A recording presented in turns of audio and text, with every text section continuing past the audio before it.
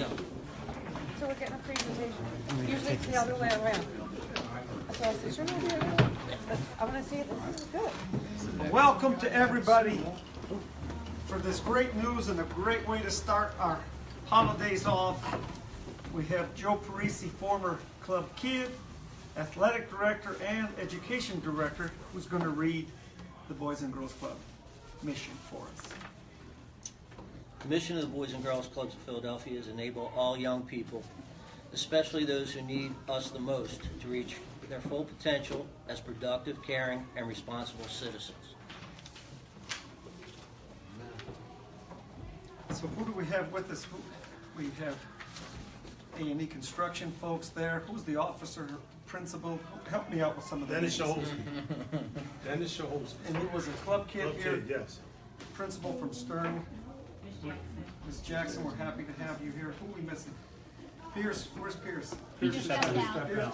Pierce Keating and our friends from the Senate and the House. They'll get to talk and introduce themselves. But we've been in this building, how long? 38, almost 80 years as a Boys and Girls Club, and this was a school beforehand. So as you look underneath the drop ceiling, what we're going to be able to do to this building is, as you've seen the lit room and upstairs, we're going to bring it back to its luster. And a thank you to all the people that have been helping us, A&E, Joe Narducci, Keith and Monty upstairs. Who else has helped? Give me some help. We've had so many different people. Yeah. Billy Watts, Yeah. Comcast, and so many different folks have helped us get this. The Connolly Foundation, where's that whole list coming from? John Erickson, the Arcadia Foundation, the Pierce Foundation, W. Smith Foundation, Lowe's, the Buck Foundation, and we've done it room at a time, and it's very stressful. And when we got this call, it was pretty exciting that we'll be able to do one of the bigger rooms down here in the social rec area. So thank you. Who's up next?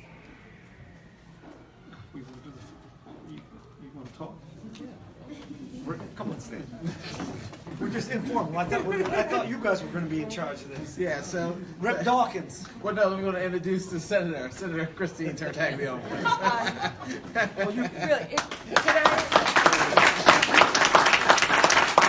we're very pleased today to be able to come here with check in hand. This Boys and Girls Club has been around forever, and I think it's our responsibility to make sure that the kids for the future have a place to go. The literacy room was great. I didn't get upstairs, but I've seen pictures of the upstairs, and I'm really excited that this is happening.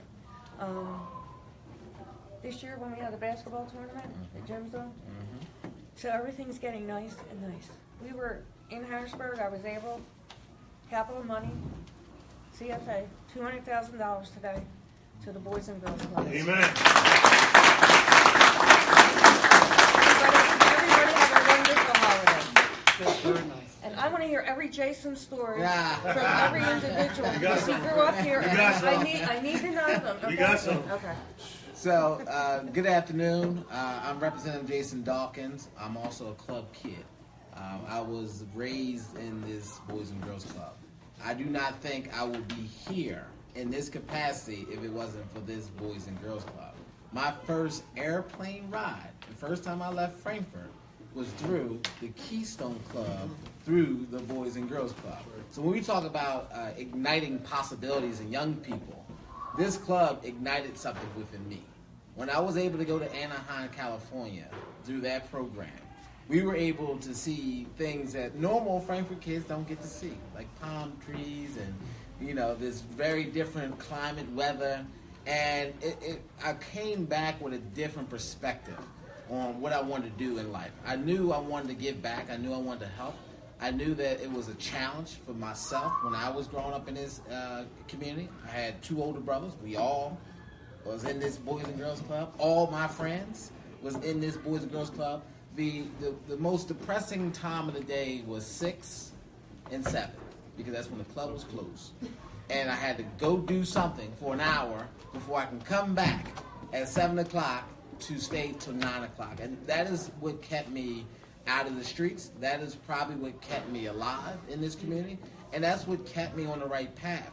I had very good mentors, such as Mr. Clarence, who's sitting here, who was very stern and stayed on top of me for very good reasons, right? And I was mentioning this earlier when the guys were showing me the construction, and I'm seeing all the new windows, and I'm thinking to myself, wow, I contributed to breaking half of these windows in this place with my friends of throwing, stones or snowballs or whatever it was. And, I got fairly punished by, whatever.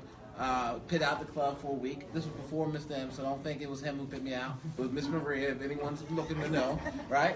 But I am so pleased that we can actually do something real, something that we can give back. Mr. M has been diligent, and I mean diligent, with his, efforts to make this place back to what he knows it should be. And that's a safe haven for young children. The number one issue we have, and I would dare to call it a public health hazard, is the gun violence that we see in our community. This is a tool to ensure that our kids have other options, that they learn to meet new friends, they learn how to deal with conflict resolution, they learn that there's a bigger world, and you get folks like myself and the senator to come in to talk to young people about the possibilities that exist in this world. So I am very pleased and very humbled to be able to start this holiday season with being able to give back to the place that I always call home, and I still call home because I live right around the corner. And I am so pleased to be able to do this in conjunction with my senator. So we are more than pleased to be able to present you all with this $200,000 as a token of our appreciation to the Boys and Girls Club.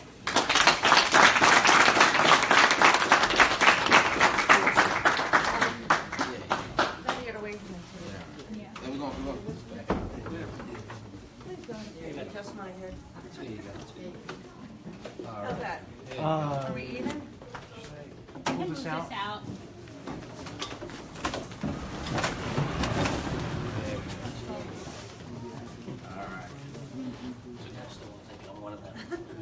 Congratulations, boys and girls. Thank you so much.